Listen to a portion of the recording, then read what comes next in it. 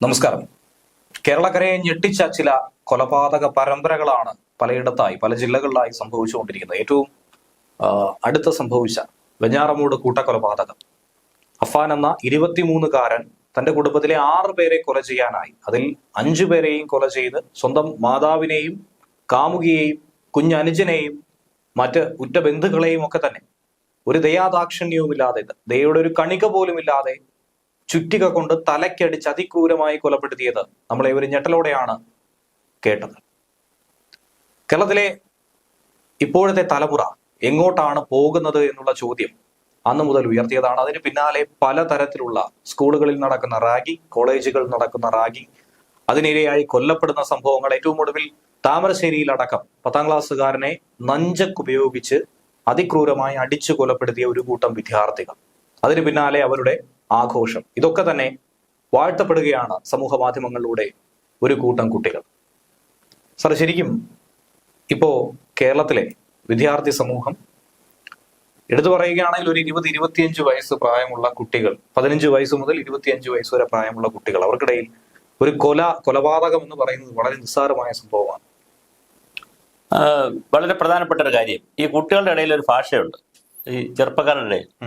ആരൊക്കെ 90s ആണോ എന്ന് പറഞ്ഞാൽ 1990-കളിൽ ജനിച്ച ആളാണോ, 2000 ആണോ, പിന്നെ 80s ആണോ, ഇങ്ങനെ ചോദിക്കും. അവരുടെ ഭാഷയാണ്. ഇപ്പൊ അപ്പം 2000-ൽ വന്ന ആളുകളാണ് ഇപ്പോൾ 24 വയസ്സ് 23 വയസ്സായ ആളുകളൊക്കെ. 2000 മുതലാണ് ഇത് കുഴപ്പമെന്ന് ആര് പറയും? 90s പറയും. 90s പറയും, 80s കുഴപ്പമെന്ന് പറയും, ഇങ്ങനെ പറഞ്ഞുകൊണ്ടിരിക്കും. പക്ഷെ എന്തായാലും കഴിഞ്ഞൊരു 10-20 വർഷക്കാലത്തെ ലോകത്താകെ മാറ്റം വന്നിരിക്കുന്നതിന്റെ ഭാഗമായും കേരളത്തിൽ വന്നിട്ടുള്ള മാറ്റം, എല്ലാ മാറ്റങ്ങളും ഈ കുട്ടികളെയൊക്കെ സ്വാധീനിച്ചിട്ടുണ്ട്. വിദ്യാഭ്യാസ രംഗത്ത് വലിയ മാറ്റം വന്നിട്ടുണ്ട്. വിദ്യാഭ്യാസ രംഗത്ത് അധ്യാപകർക്ക് ഒരു സ്വാധീനവുമില്ല. അധ്യാപകർ ഞാനൊക്കെ നല്ല തല്ലുകൊണ്ട് വളർന്നതാണ്. ഞാനൊക്കെ പഠിച്ച സ്കൂളിൽ കൃഷ്ണൻ ചെട്ടിയാർ സാർ എന്ന് പറയും, സാറിപ്പം മരിച്ചുപോയി. സാർ രാവിലെ വന്ന് ഒരു വടി എടുത്ത് ഒരു റൗണ്ട് സ്കൂളിൽ ഒന്ന് കറങ്ങി വന്നു കഴിഞ്ഞാൽ പിന്നെ സ്കൂൾ നല്ല രസമാണ്. പിന്നെ ഒരു കുഞ്ഞുങ്ങളും ഒന്നും ചെയ്യത്തില്ല. സാറ് ഒരുപാട് പേരെ അങ്ങനെ തല്ലാറില്ല, വല്ലപ്പോഴും കാര്യം തല്ലുള്ളൂ. പക്ഷെ ഒരാളെ തല്ലിയാൽ മതി, വലിയ മെസ്സേജാണ് സ്കൂളിൽ പോകുന്നത്. എല്ലാവരും ഒരു അച്ചടക്കത്തിലേ. അപ്പോൾ ഇപ്പൊ വടിയെടുക്കാൻ പറ്റത്തില്ല, തല്ലാൻ പറ്റത്തില്ല, ശിക്ഷിക്കാൻ പറ്റത്തില്ല. പല സ്കൂളുകളിൽ ജനാധിപത്യം, ജനകീയവൽക്കരണം, ജനകീയ ഉത്സവം, പിന്നെന്താണ് വിദ്യാഭ്യാസ യജ്ഞം എന്നൊക്കെ പറഞ്ഞ് PTA-കളുടെ ഒരു അമിതമായ ഇടപെടലുണ്ട് സ്കൂളുകളിൽ. PTA ഒക്കെ ഇരുത്തിയിട്ട് പ്രിൻസിപ്പാൾമാരെയും HM-മാരെയൊക്കെ അങ്ങ് തൊലി ഉരിക്കും, ടീച്ചർമാരെയൊക്കെ. അതുപോലെ കുട്ടികൾ, ഒരു കുട്ടി 2 കുട്ടിയൊക്കെയാണ് ഉള്ള വീട്ടുകൾ. കുട്ടികൾക്ക് എല്ലാവിധ സ്വാതന്ത്ര്യവും കൊടുക്കും. കുട്ടികൾക്ക് ബസ്സുണ്ട്, സൗകര്യങ്ങളുണ്ട്, എല്ലാം ഉണ്ട്. അപ്പൊ കുട്ടികൾക്കും ഒരു ദുഃഖം അറിയാതെ കുട്ടികൾ വളരുന്നു. പിന്നെ മാതാപിതാക്കളെ മനഃശാസ്ത്രം തന്നെ, അവരൊക്കെ കഷ്ടപ്പെട്ടാണ് ജീവിച്ചത് പലപ്പോഴും. ആ കഷ്ടപ്പാട് ആരാ അറിയാൻ പാടില്ല? മക്കൾ അറിയാൻ പാടില്ല. അപ്പൊ എല്ലാ സൗകര്യങ്ങളും ചെയ്തു കൊടുക്കുന്നു. സിലബസ് ആണെങ്കിൽ ഒന്നും പഠിക്കണ്ട, പഠിക്കാതെ ജയിക്കാം. അത് വേറെ തമാശയാണ്. പഠിക്കാതെ തന്നെ ജയിക്കാം. ആൾ പ്രൊമോഷനാണ് ഇവിടെ. അപ്പൊ പഠിക്കേണ്ട കാര്യമില്ല. അധ്യാപകർക്ക് ഇതിനകത്ത് റോളില്ല. പിന്നെ അധ്യാപകരെ പിടിച്ചു കെട്ടുന്നു. പിന്നെ അത് കഴിഞ്ഞിട്ട് PTA വേറെ തരത്തിൽ നിൽക്കുന്നു. അതിനേക്കാളൊക്കെ ഉപരി കുറച്ച് അധ്യാപകര്, അത് ഞാൻ വളരെ ആധികാരികമായ ഡേറ്റയുടെ ബേസിൽ പറയുന്നു. ഈ ഡേറ്റയുടെ വെളിച്ചത്തിൽ പറയുന്നത്, ഞാൻ അങ്ങനെ പറയുമ്പോൾ കൂടുതൽ അത് ഗവൺമെന്റ് സ്കൂളുകളിലാണ്. അത് പറയുമ്പോൾ ഞാൻ പറയുന്ന ഗവൺമെന്റ് സ്കൂളുകളിലെ അധ്യാപകർക്ക് ഒരു തോന്നലുണ്ട്, ഞങ്ങളെ ആരും എന്ത് ചെയ്യില്ല, പിരിച്ചുവിടില്ല, ഞങ്ങളെ റിട്ടയർ ആവുന്നവരെ പിടിച്ച്, പ്രത്യേകിച്ച് യൂണിയനിലോ അസോസിയേഷനിലൊക്കെ ഉണ്ടെങ്കിൽ ഞങ്ങൾ ഒരു മനുഷ്യനൊന്നും ചെയ്യാൻ പോകുന്നില്ല എന്നൊരു തോന്നൽ ഗവൺമെന്റ്. മറ്റേ നടക്കത്തില്ല. മാനേജ്മെന്റ് സ്കൂളിൽ ഒരു പരിധിക്കപ്പുറം മാനേജ്മെന്റ് സമ്മതിക്കത്തില്ല, അവർ പിടിക്കും. ഇതങ്ങനെയല്ല. ഗവൺമെന്റ് സ്കൂളിലെ അധ്യാപകര് നല്ലൊരു ശതമാനം സ്കൂളുകളിലും അവിടുത്തെ പ്രിൻസിപ്പാളിനെയും HM-നും എതിരെ നല്ലൊരു ലോബി അവിടെ ഉണ്ടാക്കിയെടുത്തിരിക്കും. ആ പല കുട്ടികൾക്കും പ്രിയപ്പെട്ടവരായിരിക്കും അവിടുത്തെ അധ്യാപകരെ. ഇവര് DJ പാർട്ടികൾ. ഇപ്പൊ കഴിഞ്ഞ ദിവസം കണ്ണൂരിലെല്ലാം മറ്റേ വടക്കൻ മലബാറിലെ ഒരു സ്ഥലത്ത് എൻ്റെ ഒരു ഫ്രണ്ട് എനിക്ക് ഒരു വീഡിയോ അയച്ചു തന്നു. അവിടെ ഒരു സ്കൂളിലെ പ്രിൻസിപ്പാള് കുട്ടികളോട് പിന്നെ എന്ത് ചെയ്യരുതെന്ന് പറഞ്ഞു, പിന്നെ സ്കൂളിൽ DJ പാർട്ടി നടത്തരുതെന്ന് പറഞ്ഞു. നമ്മുടെ ഹൈസ്കൂളിൽ, ഹയർ സെക്കൻഡറി ഹൈസ്കൂളിൽ നടത്തരുതെന്ന് പറയുമ്പോൾ കുട്ടികൾ എന്ത് ചെയ്യുന്നു, PTA-യിലെയും ചില സാറന്മാരുടെ സഹായത്തിൽ പോയി അവിടുത്തെ റിസോർട്ടിൽ പോയി ചെയ്യുകയാണ്. പുറത്തുള്ള റിസോർട്ടിൽ പോയി ചെയ്തിട്ട് അത് അയച്ചു കൊടുക്കുകയാണ്. അപ്പൊ DJ പാർട്ടികൾ, ഗവൺമെന്റിന്റെ കർശനമായ നിയമങ്ങളുണ്ട് നമ്മുടെ ടൂർ പോകുന്നതിനൊക്കെ സംബന്ധിച്ച്, രാത്രി അതൊന്നും പ്രശ്നമില്ല. ഒരു കോളേജിലാണെങ്കിൽ ഒരു അധ്യാപകനാണ് സ്ഥിരം എല്ലാ ഡിപ്പാർട്ട്മെന്റിനും ടൂർ പോകുന്നത്. തിരക്കുമ്പോൾ എന്താണ്, അദ്ദേഹം ഇതിന്റെ ഒരു ടൂർ ഓപ്പറേറ്റർ, ടൂർ മാനേജറാണ്. അദ്ദേഹം പഠിപ്പിക്കാൻ സമയമില്ല അദ്ദേഹത്തിന്. കാരണം എല്ലാ കുട്ടികൾക്കും അദ്ദേഹത്തെ ഇഷ്ടമാണ്. ആൺകുട്ടികൾക്കും പെൺകുട്ടികൾക്കും വളരെ വലിയ ഫ്രീഡത്തോടു കൂടി ചെലവഴിക്കാൻ പറ്റും. അപ്പൊ പറയുന്നത് എന്താണ്, വേറെ അധ്യാപകൻ എനിക്കൊരു മെസ്സേജ്, സാർ ഇതൊക്കെ പറയുമ്പോൾ ഞാൻ വേറൊരു ചാനലിൽ വീഡിയോ ചെയ്തിരുന്നു. അപ്പൊ എന്നോട് സാറ്, ഞാൻ ഭയങ്കര ടെൻഷനാണ് പിള്ളേർക്ക്, എന്താണ് പഠിപ്പിക്കും, ആ പ്രഷർ റിലീസ് ചെയ്യാനാണ് ടൂർ പോകുന്നത്. പ്രഷർ റിലീസ് ചെയ്യാൻ ആരെങ്കിലും വെള്ളം അടിക്കുമോ? പ്രഷർ റിലീസ് ചെയ്യാൻ കഞ്ചാവ് അടിക്കുമോ? എന്ത് പ്രഷർ ഉണ്ടെങ്കിലും എന്തെല്ലാം ഉണ്ടെങ്കിലും ചില മൂല്യങ്ങൾ നമുക്ക് മുമ്പോട്ട് കൊണ്ടുപോയേ പറ്റൂ. ഗുരുശിക്ഷ ബന്ധത്തിലൊക്കെ ചില മൂല്യങ്ങൾ കൊണ്ടുപോയേ പറ്റൂ. അതിന്റെയൊക്കെ ഒരു ദുരന്ത ഫലങ്ങളാണ് അഫാൻമാരും ഈ താമരശ്ശേരിയിലെ കേസെടുത്താലും. നിങ്ങൾ നോക്കൂ, ആദ്യത്തിന് ഒരു കാര്യം മനസ്സിലാക്കൂ. ജനുവരി 1 മുതൽ ഇന്നിപ്പോ മാർച്ച് 2 ഒരു 50 ദിവസമായി. 50 ദിവസത്തിൽ 20 30 ഇടയ്ക്ക് കേസ് വന്നിട്ടുണ്ട്. എല്ലാം ചെറുപ്പക്കാരാണ്. ഒന്നിൽ അച്ഛനെ കൊന്നു, അല്ലെങ്കിൽ അമ്മയെ കൊന്നു. അഫാനെ പോലെയുള്ള ആളുകൾ ഒരു പരമ്പര തന്നെ, ഒരു കുടുംബത്തെ തന്നെ കൊന്നു. അപ്പൊ ഒരുപാട് പേരെ കൊന്നു. അപ്പൊ എന്താണ് ഇവിടെ സംഭവിക്കുന്നത്? ഇത് ആർക്കും ചോദ്യം ചെയ്യാൻ പറ്റില്ല. ഒരിക്കലും നമ്മുടെ എക്സൈസ് കമ്മീഷണറായിരുന്ന ഇസ്രാജി സിംഗ് ഒരു ഇന്റർവ്യൂവിൽ ഒരു ചടങ്ങിൽ പറയുകയുണ്ടായി, പിന്നെ ബാലാവകാശ കമ്മീഷനൊക്കെ വരുമ്പോ ടീച്ചർമാർ ചെറിയ പ്രശ്നത്തിന് പോലും വലിയ വാർത്തയാണ്. മീഡിയയൊക്കെ ഇവർ കുട്ടിയെ തല്ലി കഴിഞ്ഞാൽ വളരെ വലിയ വാർത്തയാണ് ആ തല്ലി എന്ന് പറഞ്ഞിട്ട്. ഉടനെ ബാലാവകാശ കമ്മീഷൻ വരെയാണ്, കേസെടുക്കുകയാണ്. അപ്പൊ കുട്ടികളെ ചോദ്യം ചെയ്യാൻ പറ്റില്ല. പിന്നെ കുട്ടികളുടെ ബാഗ് പരിശോധിക്കാൻ പറ്റുന്നില്ല അധ്യാപകർക്ക്, അപ്പൊ ഷൂസ് പരിശോധിക്കാൻ പറ്റുന്നില്ല. അപ്പം ഇത് വലിയ വ്യാപകമായിട്ട് അധ്യാപകർക്കുള്ള സ്വാതന്ത്ര്യമില്ലായ്മയുണ്ട്. PTA ഇടപെടുന്ന പ്രശ്നങ്ങളുണ്ട്. അപ്പൊ ഞാൻ പലപ്പോഴും പറയുന്നത് കുട്ടികൾ നിഷ്കളങ്കരാണ്. അവരെ എങ്ങനെയാണോ നമ്മൾ കരിപിടിപ്പിച്ചെടുക്കുന്നത് അതുപോലെ ഇരിക്കും. LKG അല്ലെങ്കിൽ അംഗൻവാടിയിൽ ഒരു കുട്ടി വരുന്നത് 5ാമത്തെ വയസ്സിലാണ്. 16ാമത്തെ വയസ്സിലാണ് അവൻ +2 കഴിഞ്ഞിറങ്ങുന്നത്. ആ 5 മുതൽ 11 വർഷക്കാലം അധ്യാപകരുടെയും സമൂഹത്തിന്റെയും കയ്യിൽ ഉണ്ടാ കുഞ്ഞ്. അതിനെന്തുകൊണ്ട് നമുക്ക് നന്നായിട്ട് വളർത്തിയെടുക്കാൻ പറ്റുന്നില്ല? ലോകത്ത് എല്ലാ രാജ്യങ്ങളും ഈ പരിപാടികളുണ്ട്. ഇപ്പം തമിഴ്നാട്ടിലേക്ക് പോകും, മറ്റ് സ്റ്റേറ്റുകളിലേക്ക് പോകും. ഇത്രയും കഞ്ചാവ് കേസ് കേൾക്കുന്നുണ്ടോ? ഇന്ത്യയിൽ ഏറ്റവും കൂടുതൽ കഞ്ചാവ് മയക്കുമരുന്നിന്റെ കേസ് കേരളത്തിലാണ്. എന്തുകൊണ്ടാണ് ഇത് വരുന്നത്? അപ്പൊ വളരെ ഗൗരവമായ, ഇനി വേറെ തമാശ ഞാൻ അങ്ങനെ പറയാമോ എന്ന് എനിക്കറിയില്ല, എന്നാലും ഞാൻ പറയട്ടെ. ഇന്ന് ഈ കഴിഞ്ഞ 2-3 ദിവസമായിട്ട് പല സാറ്റലൈറ്റ് ചാനലുകളും ലൈവത്തോട് നടക്കുകയാണ്. ഏത് നമ്മുടെ ഈ മയക്കുമരുന്നിനെതിരെ. ഇന്നോ ഇന്നലെയോ ഞാൻ കണ്ടൊരു ചാനലിൽ ഒരു ലൈവത്തോണിലൊരു ഒരു സാഹിത്യകാരനും കവിയായിട്ടൊരാള് ഇരുന്ന് പാടുകയാണ് ഇതിനൊക്കെതിരെ. അദ്ദേഹത്തിന്റെ വ്യക്തിപരമായ സ്വഭാവം എടുത്തു കഴിഞ്ഞാൽ നമ്മൾ ആരുടെയും വ്യക്തിപരമായ സ്വഭാവം എടുക്കുന്നില്ല. പക്ഷെ അധ്യാപകരായിട്ടുള്ളവർ അവരുടെ വ്യക്തി സ്വഭാവം കൂടി നന്നായിരിക്കണം. മദ്യപിക്കുന്ന അധ്യാപകൻ, ഫുൾ ടൈം മദ്യപിക്കുന്ന അധ്യാപകൻ എങ്ങനെയാണ് മദ്യപിക്കാത്തതിനെതിരെ പ്രസംഗിക്കാൻ കഴിയുന്ന, ക്ലാസ് എടുക്കാൻ കഴിയുന്നത്? കഞ്ചാവ് സാറന്മാര് തന്നെ കഞ്ചാവ് അടിക്കുകയാണ്. അപ്പൊ പിന്നെ കുട്ടികളോട് ഇതെല്ലാം ന്യൂനപക്ഷത്തെ കുറിച്ചാണ് ഞാൻ പറയുന്നത്. ഭൂരിപക്ഷം പ്രശ്നമല്ല, ഒരു 5% 10% വിഷയമുള്ളൂ. പക്ഷെ ആ 10% കൈകാര്യം ചെയ്യാൻ നമ്മുടെ അധ്യാപകർക്ക് പറ്റും. അവരതിന് സമ്മതിക്കത്തില്ല, പ്രിൻസിപ്പാളിനെ സമ്മതിക്കത്തില്ല, മാനേജ്മെന്റിനെ സമ്മതിക്കത്തില്ല, ഏത് സ്കൂളായാലും അവർ സമ്മതിക്കത്തില്ല. ഗവൺമെന്റ് സ്കൂളാണെങ്കിൽ ഞാൻ ഈ പറഞ്ഞ ഒരു ബലം ഉള്ളതുകൊണ്ട്, അധ്യാപകർക്ക് ഇങ്ങനെ ഒരു ബലം കിടക്കുന്നതുകൊണ്ട് അവർ സമ്മതിക്കത്തില്ല. അപ്പം വളരെ വലിയ പ്രശ്നമാണ്. വരുന്ന തലമുറ യാതൊരു മൂല്യവും ഇല്ലാതെയാണ് അവർ വളരുന്നത്. യാതൊരു ബഹുമാനവും ഇല്ല, ആരോടും റെസ്പെക്ട് ഇല്ല. പിന്നെ സാറേ, ഇതിലൊരു പ്രധാന പ്രശ്നം എന്ന് പറയുന്നത് ലഹരി ഉപയോഗം ഇപ്പൊ കുട്ടികൾക്കിടയിൽ വ്യാപകമായിട്ട് വളരെ വ്യാപകമാണ്. അവർക്ക് കാഡ്ബറീസിൽ പൊടിയിട്ട് കിട്ടുമെന്ന് അവർ പറയും. 9ാം ക്ലാസ്സിൽ പഠിക്കുന്ന ഒരു കുഞ്ഞിന്റെ അച്ഛൻ പറഞ്ഞത്, ആ മകൾ കാഡ്ബറീസ് ഇഷ്ടമുള്ളവർക്ക് കുട്ടിക്കാലത്തെ വാങ്ങിച്ചു കൊടുത്ത് ഇഷ്ടമാണ്. അവർക്ക് കാഡ്ബറീസ് വാങ്ങിച്ചു കൊടുക്കുമ്പോൾ അതിനകത്ത് പൊടി ഇട്ടാണ് വരുന്നത്. ഒരു പൊടി ചേർത്തിട്ടുണ്ട്, അത് കാണാനും പറ്റുന്നില്ല. മുട്ടായിൽ പൊടി ചേർത്തിരിക്കുന്നു.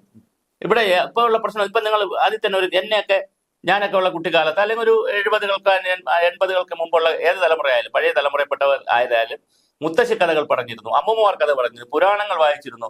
ഗ്രീക്കിന്റെയും അറബിയുടെയും പിന്നെ ഭാരതത്തിന്റെയൊക്കെ പുരാണ കഥകളുടെയൊക്കെ പ്രശ്നം എന്താണ്? ഗുണം എന്താണ്? അവസാനം ഒരു തത്വശാസ്ത്രം കാണും. ഹരിചന്ദ്രന്റെ കഥകൾ, സത്യത്തിന്റെ കഥകൾ, രാമൻ, ഇതൊക്കെ വായിക്കുമ്പോ കഥയൊക്കെ അതിനകത്തൊരു ഗുണപാഠമുണ്ട്. ഇപ്പൊ ഗുണപാഠമല്ല. ഇപ്പൊ കുട്ടികളെ ഉപദേശിച്ചാൽ അവർക്ക് ഇഷ്ടമില്ല, കമ്പയർ ചെയ്യുന്ന അവർക്ക് ഇഷ്ടമില്ല. മറ്റൊരാളിനുമായിട്ട് താരതമ്യപ്പെടുത്തുന്നത്, എന്തിനാണ് എന്നെ താരതമ്യപ്പെടുത്തുന്നതെന്ന് ചോദിക്കും. എന്തിനു പറയും? നമ്മളെ മുഖ്യധാര മാധ്യമങ്ങൾ പോലും തന്ത വൈബ് എന്ന വാക്കിനെ ഗ്ലോറിഫൈ ചെയ്തവരാണ്. അങ്ങനെ ഒരു ഓർഡർപ്പെടുത്ത സിനിമാ നടന്മാർ, ഞാൻ ആരെയും കുറ്റം പറയല്ല, നമുക്ക് അങ്ങനെ ഇരുന്ന ഒരു ചാനലിൽ വന്നിരുന്ന എല്ലാവരെയും കുറ്റം പറയാൻ നമുക്ക് അവകാശമൊന്നുമില്ല. പക്ഷെ ഇവിടുത്തെ സിനിമാ നടന്മാരും ഇവിടുത്തെ സ്പീക്കർ വരെ ഉണ്ടായിരുന്നു. സ്പീക്കർ പക്ഷെ അത് സെലക്ട് ചെയ്തില്ല. നമ്മുടെ ഷംസീർ സ്പീക്കർ അത് സെലക്ട് ചെയ്തില്ല. പക്ഷെ 2-3 നടന്മാരുണ്ടായിരുന്നു, സെലിബ്രിറ്റികൾ. ഏതില്?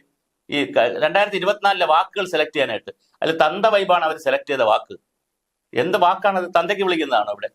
അപ്പൊ ഇതെല്ലാം ഗ്ലോറിഫൈ ചെയ്യുന്ന മാധ്യമങ്ങൾ, ഇത്തരം കാര്യങ്ങൾ നടത്തുന്ന മറ്റ് സംവിധാനം, പിന്നെ സോഷ്യൽ മീഡിയയും കൂടെ പറയാതെ പോകാൻ പറ്റില്ല. ആദ്യത്തെ സോഷ്യൽ മീഡിയയിൽ നമ്മുടെ മൈത്രേയൻ എന്താണ് അദ്ദേഹം കൊടുക്കുന്ന സന്ദേശം സമൂഹത്തിന്?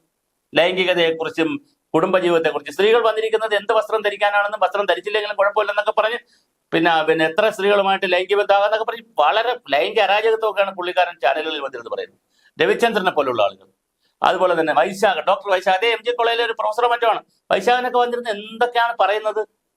ഓരോ ചാനലുകൾ വന്നിരുന്നിട്ട് എല്ലാ കാര്യങ്ങളെയും നെഗറ്റീവാക്കി പറയുക. എന്തെങ്കിലും കാര്യമുണ്ട് അതിനകത്തൊക്കെ അനുഹൈന്ദവത കണ്ടെത്തി ബ്രാഹ്മണനെന്നും ശൂദ്രനെന്നും അല്ലെങ്കിൽ വേദമെന്നും അല്ലെങ്കിൽ സനാതനം എന്തെങ്കിലുമൊക്കെ പറഞ്ഞ് ശാസ്ത്രം എന്നൊക്കെ പറഞ്ഞിട്ട് വേണ്ട അരാജകത്വമാണ് ഇവർ.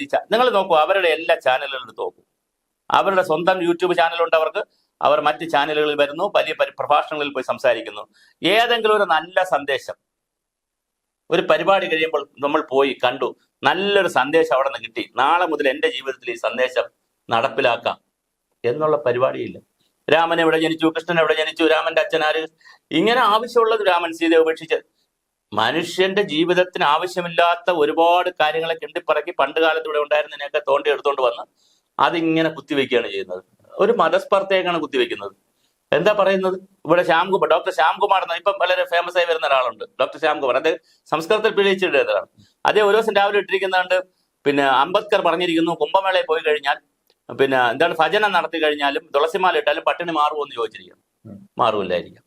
പക്ഷെ വൈകുന്നേരം അദ്ദേഹം ചോദിച്ചിരിക്കുന്നു, വേറൊരു വീഡിയോയിൽ അദ്ദേഹം പറയുന്നു, ഞങ്ങളെപ്പോലുള്ള ആളുകൾ, അതായത് അധസ്ഥിത വിഭാഗക്കാർക്ക്, പാവപ്പെട്ട ആളുകൾക്കൊന്നും ഇതൊന്നും ചെയ്യാൻ അവസരം കിട്ടില്ലെന്ന്. അപ്പൊ ഒരു വശത്ത് അവസരം കിട്ടില്ലെന്നു പറയുന്നു, വേറെ സമയത്ത് തന്നെ അതേ ആള് തന്നെ കുറച്ച് സമയം കഴിഞ്ഞ് പറയുന്നു ഇതൊക്കെ ചെയ്യുന്ന തെറ്റാണ്, പോയിട്ട് എന്താ കാര്യം. അപ്പൊ അവസരം കിട്ടുന്നതിനനുസരിച്ച്, വേദികൾ കിട്ടുന്നതിനനുസരിച്ച്, കയ്യടി കിട്ടുന്നതിന് വേണ്ടി ആളുകളോട് എന്തും പറയുന്ന ഒരു രീതി. നൂറ്റാണ്ടുകൾക്ക് മുമ്പ് വേദം പഠിക്കാൻ പറ്റില്ല, ഇപ്പൊ എല്ലാവർക്കും വേദം പഠിക്കാമല്ലോ. നൂറ്റാണ്ടുകൾക്ക് പൂജയുടെ പ്രശ്നം ഉണ്ടായിരുന്നു, ഇപ്പൊ എല്ലാവർക്കും പറ്റുമല്ലോ. പക്ഷെ പറ്റുന്ന കാലത്ത് അത് പഠിക്കുകയല്ലേ ചെയ്യേണ്ടത്. അപ്പൊ തന്റെ സമൂഹത്തിന്, താൻ ജനിച്ച സമൂഹത്തിന് അല്ലെങ്കിൽ പൊതുസമൂഹത്തിന് എന്തെങ്കിലും നന്മ കൊടുക്കുന്നതിന് പകരം സോഷ്യൽ മീഡിയ കയറി കഴിഞ്ഞാൽ ഇതാണ് സ്ഥിതി. റീൽസ് എല്ലാം കൂടി വേറൊരു വഴിക്ക് പോകുന്നു, ഫേസ്ബുക്കിൽ വേറൊരു വഴിക്ക് പോകുന്നു, സ്കൂളിലാണെങ്കിൽ അധ്യാപകർ വേറൊരു വഴിക്ക് പോകുന്നു. നമ്മുടെ കുട്ടികളെ എന്ത് ചെയ്യാൻ പറ്റുന്നില്ല, നമുക്ക് കൺട്രോൾ ചെയ്യാൻ പറ്റുന്നില്ല, ഒരു കുട്ടിയെ വിളിച്ച് ഉപദേശിക്കാൻ പറ്റുന്നില്ല. സമൂഹത്തിനെ സംബന്ധിച്ച് ഏറ്റവും വലിയൊരു വിപത്തായി തന്നെ ഇത് മാറിക്കൊണ്ടിരിക്കുകയാണ്. ഇതിനൊരു മാറ്റം കണ്ടെത്താനായി വളരെ വലിയ പ്രയാസമാണ്. ഞാനൊരു സ്കൂളിൽ പോയി 2 മണിക്കൂർ, പെൺകുട്ടികൾ പഠിക്കുന്ന സ്കൂളിൽ പോയി 2 മണിക്കൂർ പരീക്ഷാ പേടിയെ കുറിച്ച് ക്ലാസ് എടുത്തു. വളരെ കഴിഞ്ഞ വർഷമാണ്. ക്ലാസ് എല്ലാം കഴിഞ്ഞ് കുട്ടികളെല്ലാം കൈയടിച്ച് എല്ലാം കഴിഞ്ഞിട്ട് സംശയങ്ങളൊക്കെ ചോദിച്ചു 2.5 മണിക്കൂർ സംസാരിച്ചു. ഇന്ററാക്ഷൻ ആണ്, എല്ലാം കഴിഞ്ഞ്. +2-നാണ്, പരീക്ഷയ്ക്ക് മുമ്പാണ്. ഇതെല്ലാം കഴിഞ്ഞ് ഞാൻ പ്രിൻസിപ്പളിന്റെ റൂമിലോട്ട് പോയപ്പോൾ 2 പെൺകുട്ടികളെ എന്നോട്, സാറേ നമസ്കാരം, ഒരു സെൽഫി എടുത്തോട്ടെ. ഞാൻ പറഞ്ഞു ഞാൻ തിരക്കിലാണ്, നമുക്ക് പിന്നെ എടുക്കാന്ന് പറഞ്ഞു. അപ്പൊ കുട്ടികളോട്, സാറേ പറഞ്ഞാലൊന്നും ഒരു കാര്യമില്ല. ഞാൻ ചെറുതാണ്, ഞങ്ങൾക്ക് പരീക്ഷ പേടിയില്ല. പിന്നെന്ത് മോട്ടിവേഷൻ സാറേ? സാറിപ്പോ സാർ ക്ലാസ് എല്ലാം കൊള്ളാം, പക്ഷെ ഞങ്ങൾക്ക് പേടിയൊന്നുമില്ല സാറേ, ഞങ്ങൾ എന്തെഴുതിയാലും ജയിക്കും. ഇതാണ് പെൺകുട്ടികളെയൊക്കെ മനസ്സിൽ കിടക്കുന്നത്.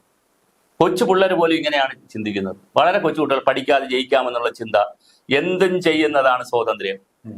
ഈ സ്വാതന്ത്ര്യത്തിനൊക്കെ ഒരുപാട് അതിർവരമ്പുണ്ടെന്നേ. എന്തും ചെയ്യുന്നതാണ് സ്വാതന്ത്ര്യം, എന്തും കാണിക്കുന്നതാണ് സ്വാതന്ത്ര്യം, വിലക്കുന്നത് ചെയ്യുന്നതാണ്. എന്ത് വിലക്കുണ്ടെങ്കിലും ചെയ്യുന്നതാണ് സ്വാതന്ത്ര്യം. ഒരു കൊച്ചുകുട്ടി അംഗൻവാടി വന്നിരുന്നിട്ട് പറയാണ്, ഒരു വീഡിയോ ഉടനെ അത് എടുത്തിടാനും ആഘോഷിക്കാനും ഇവിടെ ആളുണ്ടെന്ന്.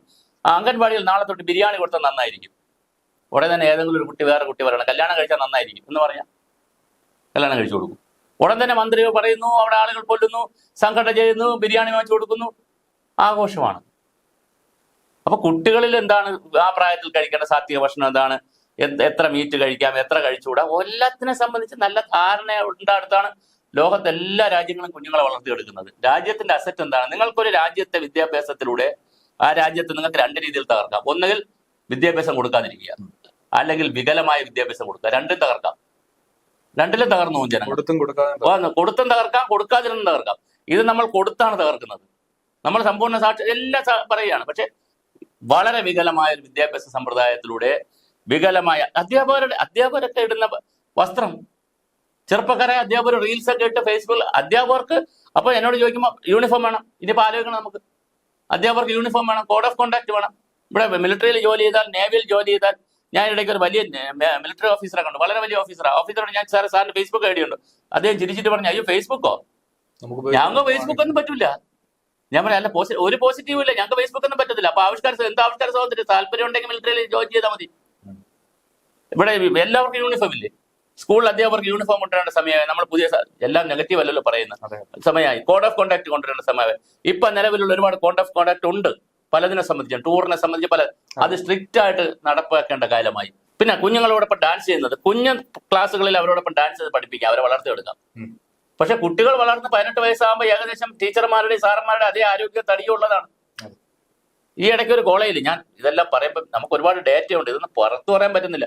ഒരു കോളേജിൽ ഒരു അല്പം സുന്ദരിയായ ഒരു സ്ത്രീ പോയപ്പോൾ, ടീച്ചർ പോകുമ്പോൾ 20 വയസ്സായിട്ടില്ല അയാൾ, ഇങ്ങോട്ട് വന്നതേ ഉള്ളൂ, 18 വയസ്സാവുന്നേ ഉള്ളൂ. അതായത് +2 കഴിഞ്ഞ് വന്നിട്ടേ ഉള്ളൂ. ടീച്ചർ ഇന്ന് സുന്ദരിയായിരിക്കുന്നല്ലോ എന്ന് പറയുന്നു. അപ്പൊ ടീച്ചർ കയറിപ്പോടാന്ന് പറയുന്നു. ഉടനെ തന്നെ വേറെ ഒരുത്തൻ ചോദിക്കുന്നു, നീ എന്തിനാ ടീച്ചർ എങ്ങനെയൊക്കെ പറയണം. അതിന് പിന്നെ വീട്ടിൽ ചെന്ന് പറയാമായിരുന്നു, മാതാപിതാക്കളോട്. അച്ഛനമ്മേടുത്ത് പറയാമായിരുന്നു, പക്ഷെ ടീച്ചറെ കല്യാണം കഴിച്ചു പോയിരുന്നു. ടീച്ചറിന് നല്ല പ്രായം ഉണ്ടെന്നേ. ഇപ്പൊ ടീച്ചറിനെ പ്രപ്പോസ് ചെയ്യുന്ന കുട്ടികൾ ഇത് ചിത്രീകരിച്ച് റീലാക്കുന്നു, ഇത് പിന്നെ റീലാക്കുന്നു, ഇത് ചിരിക്കുന്നു, കളിക്കുന്നു. എന്താണ് സംവിധാനം? വളരെ മോശമാണ്. അതുപോലെ ടീച്ചർമാർ ഒരേപോലത്തെ സാരി, ഒരു ഫംഗ്ഷനൊക്കെ വരുമ്പോൾ അവർ സാരി ഉടുക്കുക, ഒരുപോലത്തെ സാരി ഉടുക്കുക, ഡ്രസ്സ്, പക്ഷെ അതെല്ലാം റീൽസ് ആക്കി, പാട്ടാക്കി, അതെല്ലാം ആഘോഷിച്ചത് ഗ്ലോറിഫൈ ചെയ്ത് അപ്പം തന്നെ വാട്സപ്പ് ഗ്രൂപ്പിലിട്ട്, ഇൻസ്റ്റാഗ്രാമിലിട്ട്, അങ്ങ് യാതൊരു തത്വദീക്ഷയുമില്ലാതെ ചില സാറന്മാരുണ്ട്. പേര് പറഞ്ഞു വിളിക്കണം. ഒരു ഡോക്ടർ അരുൺകുമാർ, നമുക്ക് പേര് പറയാതെ പോകാൻ പറ്റില്ല.